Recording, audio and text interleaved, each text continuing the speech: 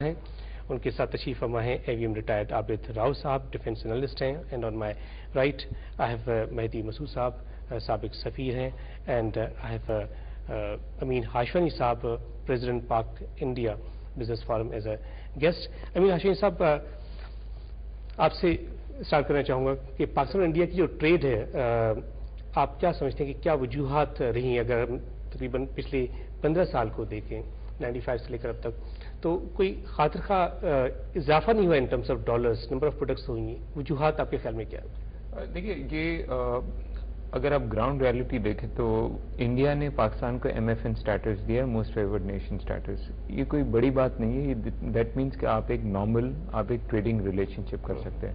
Pakistan on the other hand انہوں نے ایک پازیٹیو لسٹ مینٹین کی تھی کہ بھئی یہ سرٹن لسٹ ہے, یہی آئٹم آ سکتے فرام انڈیا انٹو پاکستان.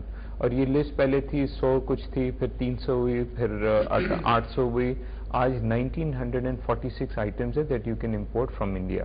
تو آن پیپر اگر دیکھیں تو جتنی بھی پاکستان کی پروڈکٹس ہے وہ انڈیا میں جا سکتی ہے. پاکستان نے ریسٹرکشن کیا ہوا ہے, تو آن پیپر تو یہ بڑا لگ رہا ہے کہ پاکستان کے فیور میں, لیکن اگر آپ گراؤنڈ ریالٹیز آپ دیکھیں تو اس میں انڈیا نے آلدو انہوں نے اپنے ٹیرفس تو کم کیے ہیں لیکن there are lot of non tariff barriers.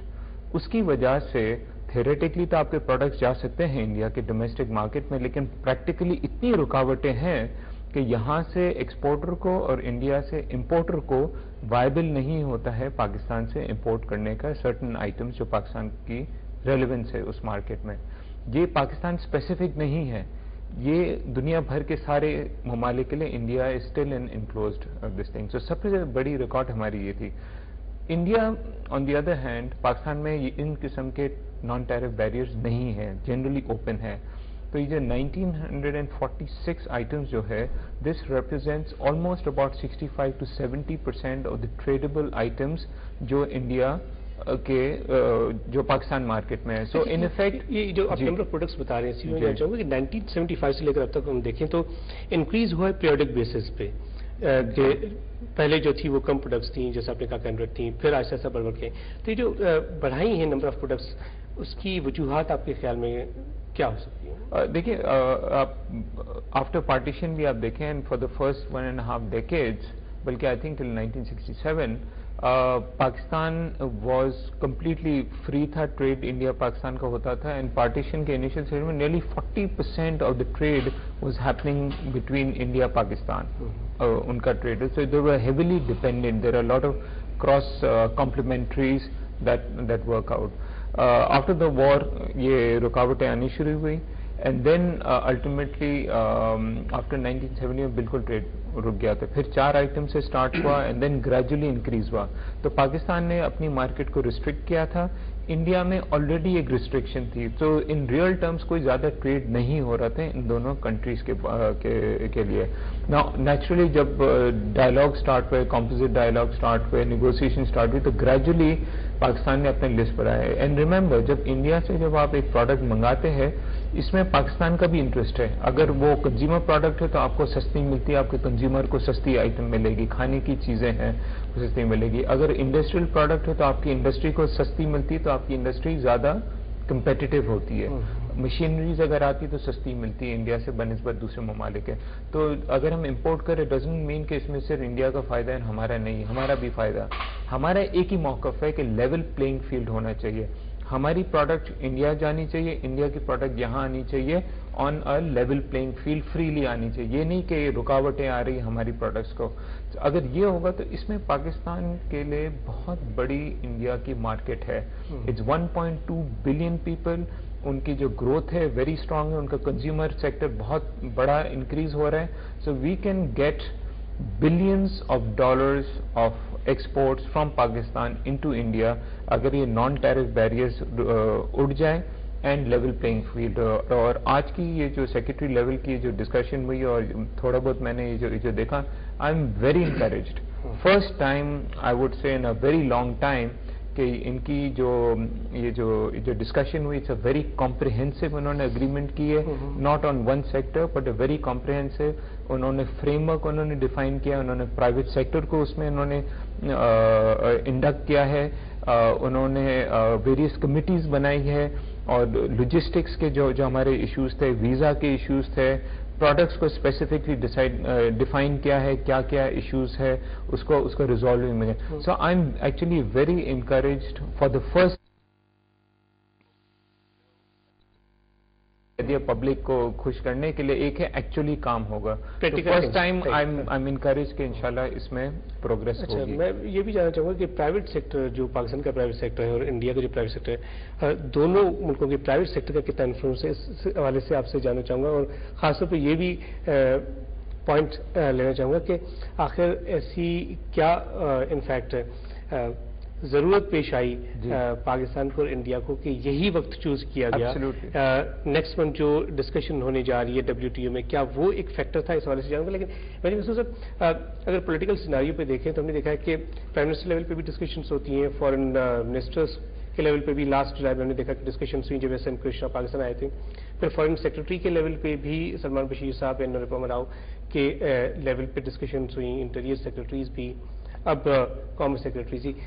جو ڈسکشنز ہوتی ہیں اس کا آؤٹ کم ایز سچ آپ کے خیال میں پازیٹیو نکلتے ہیں یا صرف ڈسکشنز ہوتی ہیں اور اس کے بعد اس کو ایک ڈبے میں بند کر لیا جاتا ہے؟ نہیں، آپ نے یہ بہت اہم سوال پوچھا کیونکہ بدقسمتی سے بہت زیادہ ایسے کیسز ہیں ہماری تاریخ میں جس میں سے بہت ہائی ساؤنڈنگ ڈیسیشنز کیے گئے ہیں، پروکلمیشنز ہوئے ہیں، فائلوں کے پیج بھر دیے گئے ہیں اور پھر فالو اپ نہیں ہوا ہے. ہمارے بڑے بڑے الائز سے ایسے ایگریمنٹس ہوئے ہیں لیکن اس کے بعد کچھ سننے میں نہیں آتا ہے کیونکہ امپلیمنٹیشن ہو رہا ہوتا تو آدمی کو سننے میں آتا ہے. ڈے ٹو ڈے اس کا مانیٹرنگ ہونا چاہیے. اس لیے میرے تو منہ سوکھ گیا یہ کہتے کہتے، چاہے ہمارا چائنا سے بات ہو رہی ہو اور ٹرکی سے ہو رہی ہو، US سے ہو رہی ہو، ایران سے ہو رہی ہو، کہ آپ جو ڈیسیشنز آپ نے اناؤنس کیے ہیں اس کی مانیٹرنگ، اس کا امپلیمنٹیشن سب سے امپورٹنٹ چیز ہے. تو یہ تو سب سے بڑی بھی چیز ہے.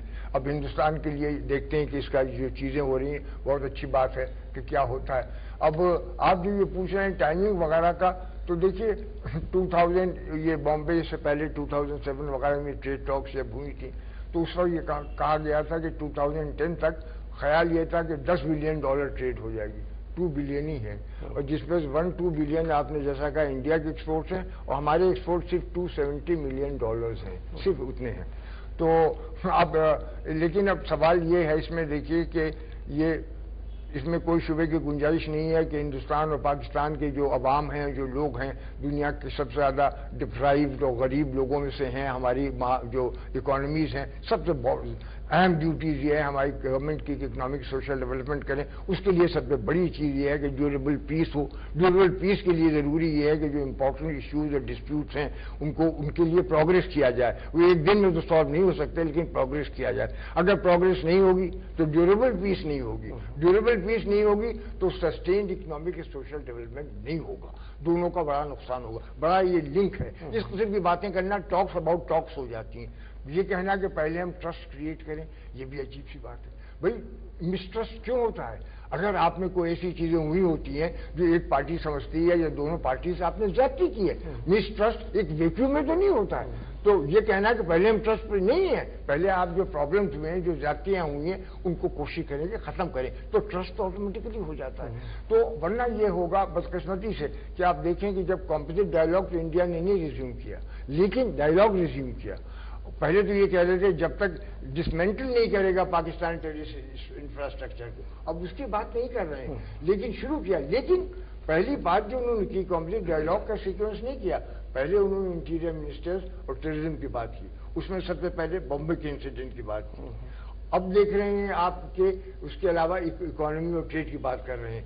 پھر ٹرائبل کی بات ہوگی، کچھ ماڈریٹ کانفیڈنس بلڈنگ میجرز ہوں گے. لیکن امپورٹنٹ چیز یہ ہے کہ اس کے بعد باتیں پھر ختم نہ ہو جائیں. جو پاکستان کی امپورٹنٹ انٹرسٹ کے ہیں وہ بالکل آخر کے لیے رکھیں. کشمیر ہے، پیس اینڈ سیکورٹی ہے، واٹر ہے، شاچین ہے، یہ ایسے ایشوز ہیں جو رائٹ جن پہ کوئی بات کا سوال یہ ہے کہ لوگ اسی پہ میں چاہوں گا کہ آپ صاحب آپ اپنا پوائنٹ آف ویو دیں کہ ٹھیک ہے یہ وہ تمام ایشوز جو مہدی مسعود صاحب نے کہے دے ویری امپورٹنٹ، لیکن ایک جو چیز سامنے آئی ہے وہ یہ کہ جو قیدیوں کو ریلیز کیا جا رہا ہے وہ تمام لوگ جو کافی عرصے سے پاکستان کی جیلوں میں ہیں یا انڈین جیلوں میں ہیں ان کو ریلیز کیا جا رہا ہے. اور گوپال داس کا جو ریسنٹ ہم نے ریلیز دیکھا 27 ایئرس انہوں نے پاکستان میں گزارے.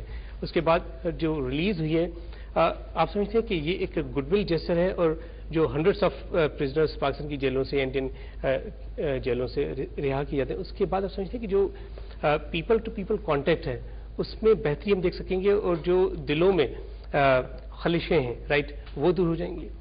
دیکھیے جو 64 سال میں کانسٹنٹ چیز آپ کو انڈو پاکستان ریلیشن میں نظر آ رہی ہے وہ ہے لیک آف ٹرسٹ.